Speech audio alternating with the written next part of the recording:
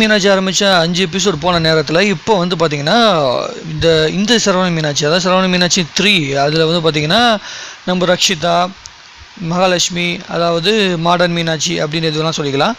அவங்களுடைய கேரக்டர் எப்படி இருக்குது அப்படின்னு சொல்லி பார்த்தீங்கன்னா, பழைய மீனாட்சியோட கேரக்டரில் பார்த்திங்கன்னா ஒரு அண்ணன் தான் இருப்பார். அதுக்கப்புறமேட்டு முதல் மீனாட்சியோட கேரக்டரில் ஒரு அண்ணன் இருப்பார். அதுக்கப்புறம் வந்து மீனாட்சியோட கேரக்டரில் வந்து பெரிய கேரக்டர்ஸ்லாம் ஒன்றும் இருக்காது, வெறும் நிறைய சரவணன்களாக இருப்பாங்க. இந்த மீனாட்சியோட கேரக்டரில் வந்து பார்த்திங்கன்னா ஒரு தங்கச்சி இருக்காங்க, அதுக்கப்புறம் ஃபேமிலி இருக்குது, இவருக்கு ஒரு நல்ல ஃபேமிலி, பெரிய ஃபேமிலி இருக்குது. இவங்க வந்து ஃபாரின் ரிட்டர்னோட வந்திருக்காங்க. இதெல்லாம் பார்த்திங்கன்னா சில இன்ஸ்பிரேஷன் இருக்குது அப்படின்னு தெரியும். இது எல்லாருமே பார்த்திங்கன்னா வந்து வெல்கம் பண்ணுறாங்க, ஃபாரின்லேருந்து வந்து வெல்கம் பண்ணுறாங்க. அதை பார்த்திங்கன்னா நம்ம ஃப்ரெண்ட்ஸ் படத்தில் வந்து நம்ம தேவயானி வெல்கம் பண்ணுற மாதிரி ஒரு ஃபீல் வரும். அதுக்கப்புறம் பார்த்திங்கன்னா இந்த ஃபேமிலிக்கும் அந்த ஃபேமிலிக்கும் ஒரு சின்ன சண்டை இருக்குது.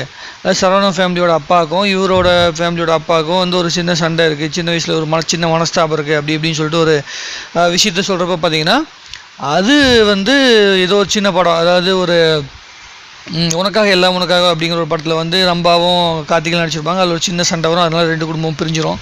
அதோட இன்ஸ்பிரேஷன் அது மாதிரிலாம் இருக்குது. அதாவது நிறைய படத்தில் அந்த மாதிரி சீன்ஸ்லாம் வந்திருக்கு. பட் அந்த மீனாட்சியோட கேரக்டர் வந்து பார்த்திங்கன்னா பழைய மீனாட்சியோட கேரக்டர்லேருந்து கொஞ்சம் டோட்டலாக டிஃப்ரெண்ட்டாக கொடுத்துருக்காங்க அப்படிங்கிற எந்த வித சந்தேகமும் இல்லை. இந்த மீனாட்சியோட கேரக்டர் வந்து பார்த்திங்கன்னா ரசிகர்களோட ஆர்வத்தை ஃபுல்ஃபில் பண்ணணும்னு நினைக்கிறேன். ஏன்னா இது வரைக்குமே வந்து கேரக்டர் நல்லா போயிட்டே இருக்குது. இந்த சரவணன் இந்த மீனாட்சியோட ஃபேமிலி வந்து மூவ் பண்ணி இங்கே போகிறாங்க, எங்கள் சரவணனோட ஊருக்கு போகிறாங்க, ஏதோ கோயில் ஃபங்க்ஷன் அப்படின்னு சொல்லிட்டு. ஏன்னா 2 குடும்பமும் சேர்ந்து தான் அந்த ஃபங்க்ஷன் நடத்தணும் அப்படிங்கிறது தான் வந்து முறை அப்படின்னு சொல்லிட்டு அதுக்காக போகிறாங்க அப்படின்னு சொல்லிட்டு இது வரைக்கும் விஷயம் வந்து வெளியே வந்திருக்கு. சரி, நாளைக்கு இந்த வாரத்தோட எபிசோடு வந்து முடிய போகுது. அதோட ரிவ்யூ நாளைக்கு பார்க்கலாம். இந்த மீனாட்சியோட கேரக்டர் வந்து பார்த்திங்கன்னா வெல் கன்ஸ்ட்ரக்டடாக இருக்குது. அதே மாதிரி நல்ல ஃபேமிலி ஓரியன்டாக இருக்குது.